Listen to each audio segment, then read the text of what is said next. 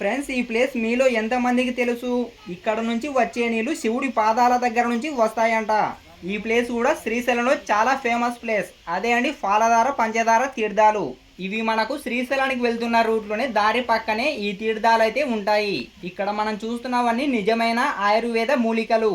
మనం ఏ తీర్థంలో చూసుకున్నా కానీ కొండపై నుంచి అయితే నీళ్లు పడుతూ ఉంటాయి. కానీ ఇక్కడ ఈ తీర్థంలో కొండ మధ్యలో నుంచి కొండ పెంకులో నుంచి నీళ్లు పడుతూనే ఉంటాయి.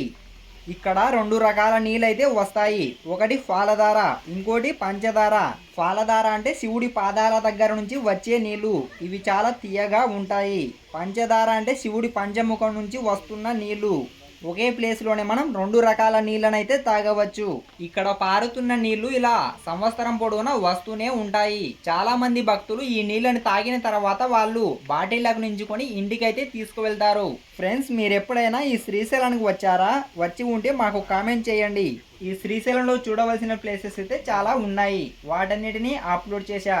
అలానే ఈ పాలధార పంచదార గురించి నేను ఫుల్ వీడియో చేశా. కింద లింక్ ఉంది, క్లిక్ చేసి చూడండి. ఈ వీడియో నచ్చినట్లయితే లైక్ చేసి సబ్స్క్రైబ్ చేయండి. నెక్స్ట్ వీడియోలో మళ్ళీ కలుసుకుందాం.